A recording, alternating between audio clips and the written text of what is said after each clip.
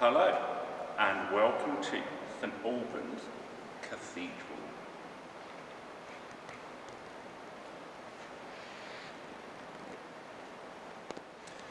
Children, as I said, welcome to our beautiful cathedral here in Saint Albans.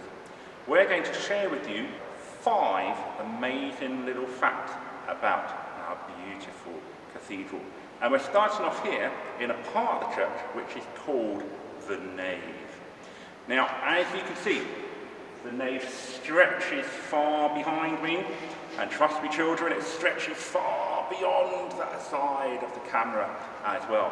And in fact, our nave is 85 metres long. Now, I don't know how long it would take you to run 85 minutes, children, maybe about 10 or 15 seconds. Take me about half a minute to run that distance. But that makes our nave the longest nave of any in Britain. You can see it's full of chairs. We've got over 2,000 chairs in this cathedral, and this is where people who come to church services, the congregation as we might call them, come and sit on most days of the week, but especially on Sundays, to pray and to worship. You might also notice, children, that that side of the cathedral looks a little bit different to that side. Now, I can tell you that the first church built here was about 1,700 years ago. Romans built that, that was wooden. And then about 1,300 years ago, the Saxons built a wooden church. And then about 900 years ago, the Normans built this church. And the pillars on that side of the nave are made of this. This is Roman brick. And this Roman brick came from the old Roman town of Verulamium, where St. Alban used to live. We'll find out a bit more about him a little bit later. We think there are approximately 1.5 million Roman bricks in the cathedral building. So if ever you are bored, please do come here, count them for me, and then let me know how many you add up to. Unfortunately though, that side of the cathedral fell down about 200 years after it was built. And when they rebuilt it, they built it with stone. And that's why that side of the nave looks different to that side. Anyway, that's enough about the size of the nave for the moment. We're going to move on to our second item in a moment, which is looking at one of the pillars in the nave in a little bit more detail.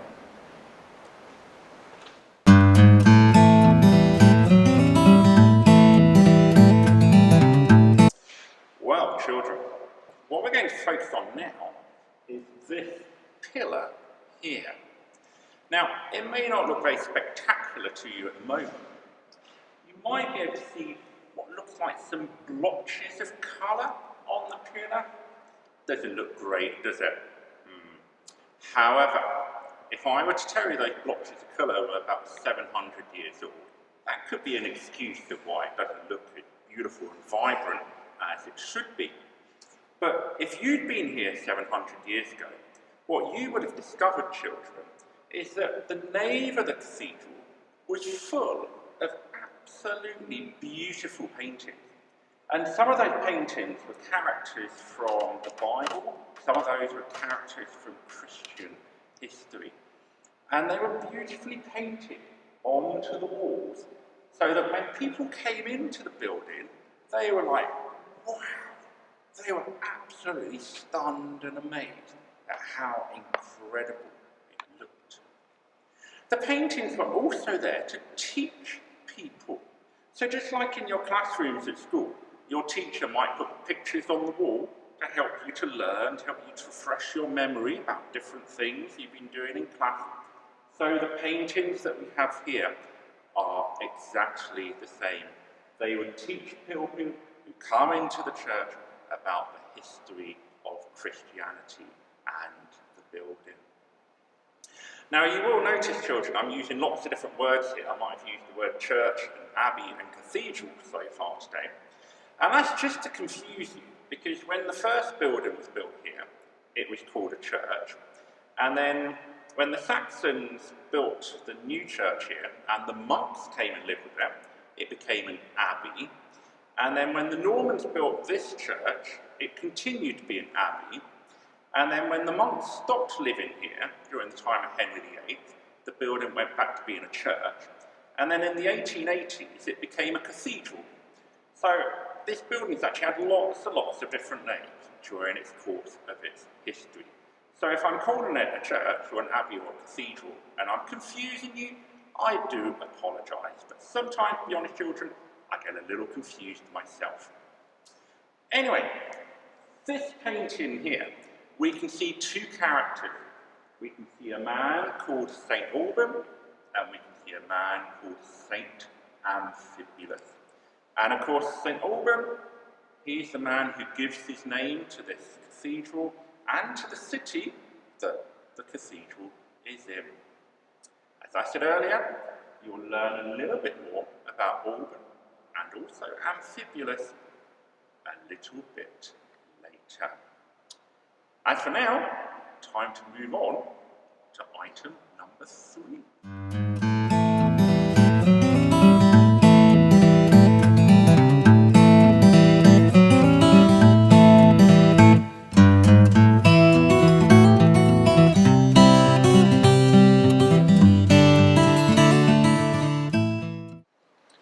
And here we now are in what we call the north transept. Behind me, you can see the beautiful stained glass window, or the rose window. Now, that window is full of hundreds, if not thousands and thousands, of bits of coloured glass, which creates the beautiful image that you can see. But the window hasn't always been like that. If we went back 150 years to the time when Queen Victoria was on the throne, the window was there, but it was just very plain, ordinary glass. Still looked good, but it didn't look anywhere near as good as it does today. But in the late 1980s, a local company decided that they were going to pay quite a lot of money, children, I have to admit, to have the glass changed and the window changed so it looks like it does today.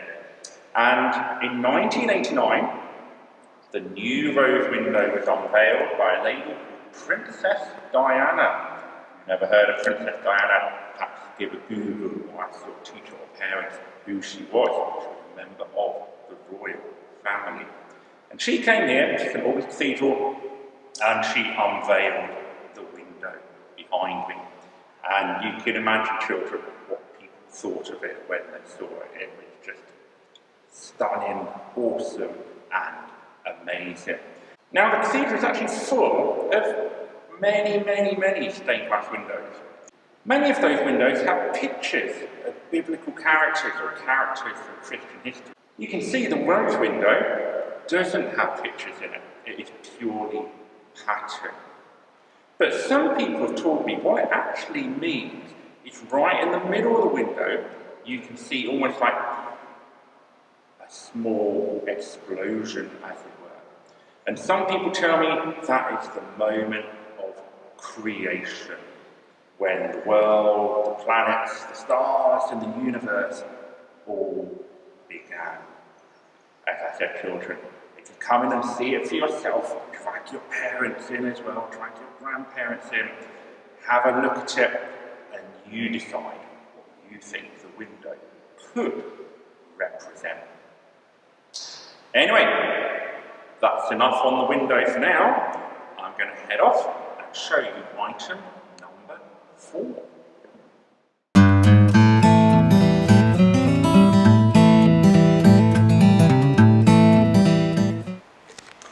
And children, here we are in another part of the cathedral building, a bit that we call the south ambulatory. What is the south ambulatory? Well, really, it's a bit like a very posh corridor that takes you from one part of the building to another part of the building. But it's still full of some amazing and fantastic bits and pieces to see. Honestly, children, if you're walking around this cathedral, you need to keep your eyes open all the time, because there's something amazing to see in every single part that you turn and go to. But in this part, one of my favourite bits is this little character here. Now, I will be honest with you, children, this little man here is what we call a replica. And for those of you who aren't sure what a replica is a copy of something that is perhaps much older. Because the original little wooden man who is here was made out of wood about 400 years ago. And as you can imagine, with something 400 years old, he's a little bit old, a little bit tired, and he's actually very, very valuable. So he's stored away in a nice, safe place somewhere. But what is he doing here? That is the question. Well, I'm going to give you children 3 possible choices about who this little character might be, and then I'm going to give you an opportunity to have a think and a chat before telling you the answer. So, option number 1. This little character here, is it a little wooden figure of the first abbot of Saint Albans, a man called Abbot Wilgod? Now, an abbot was a bit like a head teacher, and your head teacher is in charge of your school. And when this place became a monastery in 793 AD, the abbot was the person who was in charge of all the monks. So, is our little wooden figure here a copy of Wilgod to remind us of the important part he plays in our history? Or, number 2, is this little character here an old security guard? So we're used to children walking into different buildings, they might have security guards walking around to keep an eye on some people and to make sure that we are kept safe. Does this character, did he do the same here in the cathedral? So wherever you went, he would be keeping a close eye to make sure that you were behaving yourself. Or your third possible option, is this little character here begging for your money? In the olden days, if people were poor, they couldn't really go to the government and ask them for money to help feed them or clothe them or give them a house to live, because the government didn't really work like that in those days. But in fact, if the poor people needed help, they would often come here to the church. So is this little character begging for money from the rich so that that money can be taken as charity and given to the poor?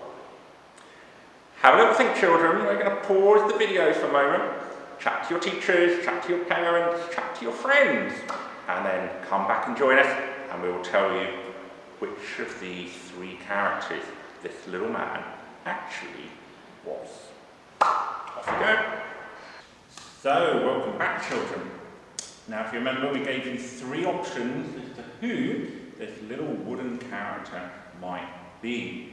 Was he Wilgod, the first abbot of St Albans?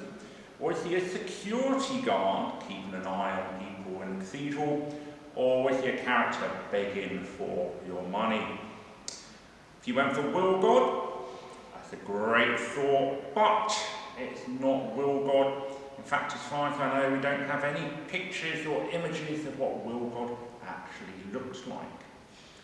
Was it a security guard? Well, strange enough, when the monks used to work here, yes, they did kind of have security, and they would go keep an eye out on people that were coming to visit the cathedral. But this is not a little monk character. So who is it? It is indeed the third option I gave you. It is someone who is begging for your money. Or perhaps, rather than begging, I should say, requesting your money. Because down here, at the feet of the character, is what we call the poor box. And our poor box here is about 400 years old, and the rich or the wealthy of St Albans would be requested to put their money in the poor box so that it could be used to buy food, clothes, or the money distributed to the poor of the parish. Excellent. Off we go now to our final destination.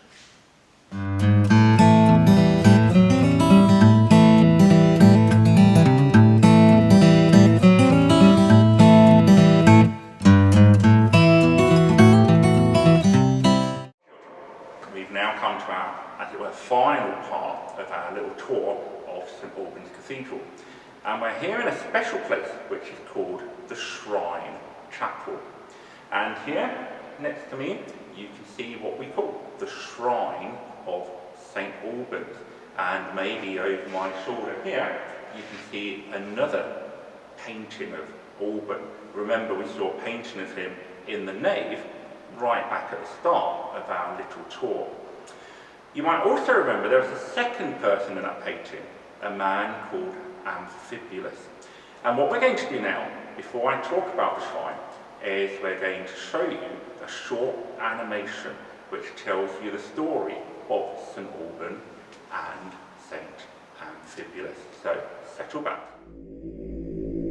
1700 years ago, near this place, in a town called Verulamium, lived a man named Alban. As a citizen of the Roman Empire, Alban was required to follow the Roman religion and worship its many gods and goddesses. But Alban had a secret. Unknown to the Romans, Alban was sheltering a Christian priest in his house. At this time, Christianity was outlawed throughout the entire Roman Empire. A citizen could not choose to follow another religion, such as Christianity. If caught, both Alban and the priest would face harsh punishments. But why did Alban risk so much to hide a stranger? What did he have to gain? His motivations remain a mystery.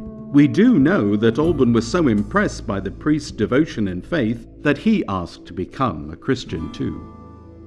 However, word soon reached the magistrate of Verulamium. He could not permit the priest to spread Christianity in his city. He ordered soldiers to find and arrest the priest immediately. Thinking quickly, Alban swapped his cloak with the priest. The disguised priest was able to slip out of the city and escape. Named after this type of cloak, to this day that priest is known as Amphibalus. Alban knew the risk he took. The judge was furious that Alban had helped Amphibalus the priest to escape. He ordered Alban to renounce his newfound Christian faith at once. Alban responded boldly, "I am called Alban, and I worship and adore the true and living God." Alban was condemned to death. Soldiers dragged him outside of the city walls to the top of a great hill. There he was beheaded. Alban became the first known Christian to die for his faith in Britain. Ever since then, millions of people have come to this hillside and to this church, which was built to honor Alban's memory. Today, we celebrate Alban as Britain's first saint. We remember his courage in welcoming a stranger who was being hunted for his beliefs. One ordinary man who did an extraordinary thing.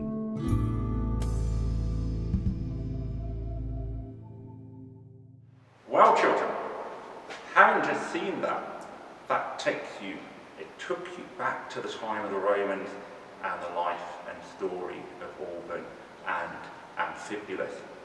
And as it said at the end of that little video clip, because of Alban's life and death, that's why the churches were built here on this spot. And the place where Alban was buried, rather than just have a normal grave, people wanted something special. And that is why, over time, his grave evolved into what we call the shrine. Now, you can see it's made out of beautiful stone, and it's got a red canopy at the top, and that's where Alban would have been buried.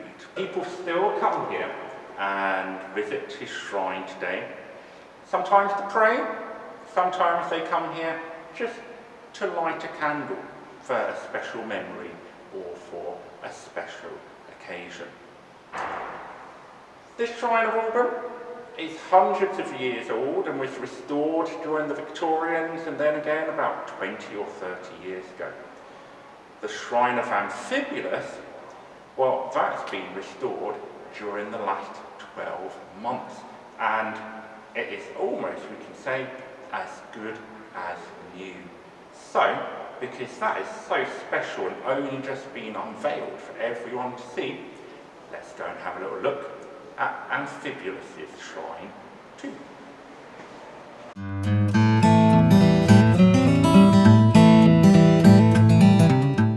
And here we are, a very, very short walk away from the Alban shrine, the Amphibalus shrine.